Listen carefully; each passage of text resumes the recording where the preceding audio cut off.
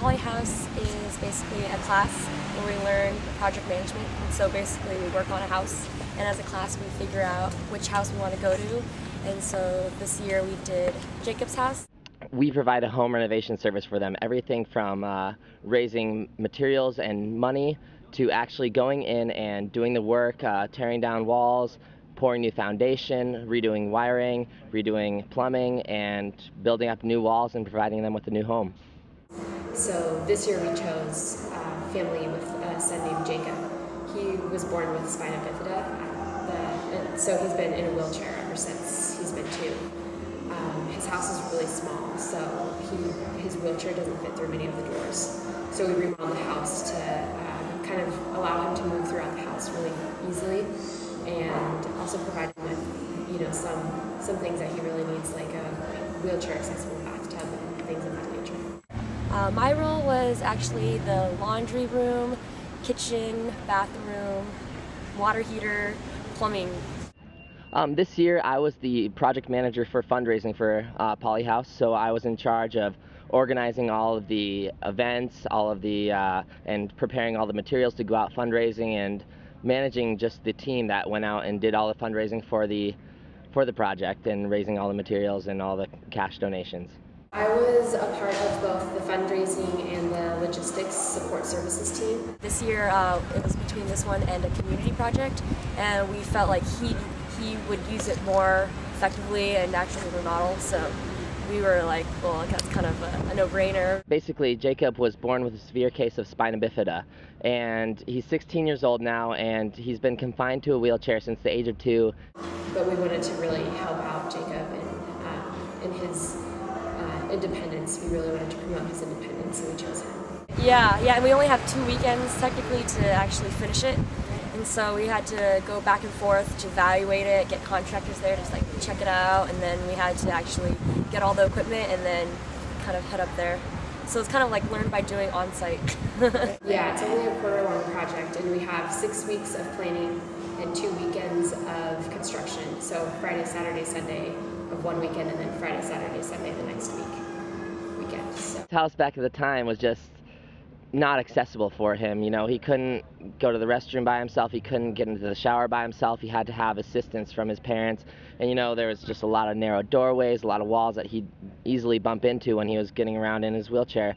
And now we've just widened a lot of the doorways, widened up a lot of the areas in the house. We've provided him with an accessible bathroom, and actually the first night that he stayed there, the next morning he got out of bed himself, he rolled himself into his bathroom, went to the restroom by himself, took a bath by himself, and he was so proud. We had a lot of people help out. We had a lot of donors give money, give food to the volunteers.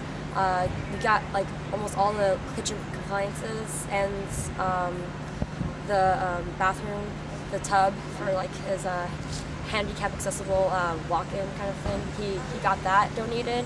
He actually got like a lot of it, and so all the community, we went around SLO, around Paso, like kind of like the county, and everyone was really responsive to helping us take care of him.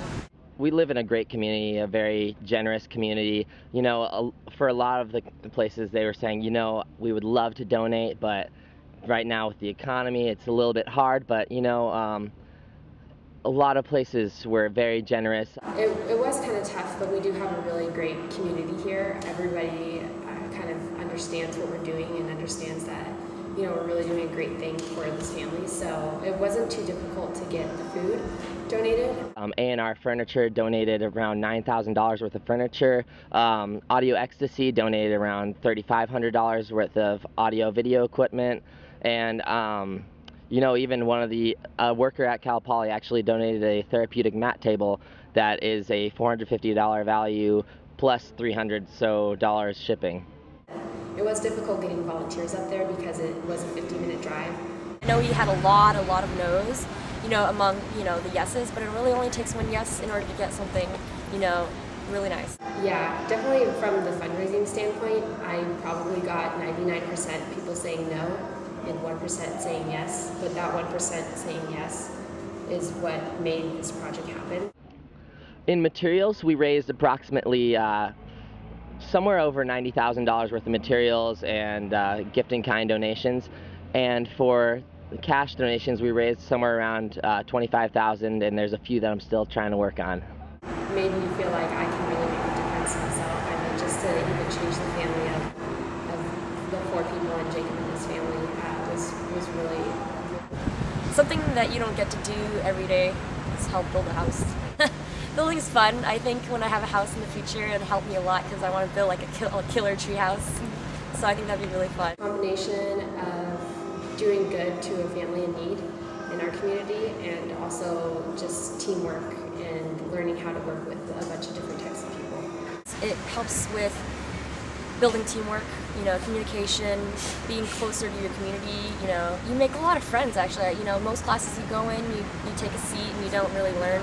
I mean, you don't really like talk to the other students. You learn, of course, but then these ones, it's really nice because you get to talk to them all the time. You get to share rides all the time. You know, eat together. So it's kind of like a little family in a class. So it's really nice. We were a class of 37 students, and we all have different personalities, different ways of dealing with each other. So it was a big learning experience as far as teamwork goes. I think it was really great for me. It helped me, you know, get back in touch with like my hands-on, because I'm originally a mechanical major, so I love, you know, being hands-on and working in teams, and it's really, you know, it gets the community together for one purpose. You know, even though we may have quarrels or we may have arguments at one point, we get together and actually be like, this is for Jacob.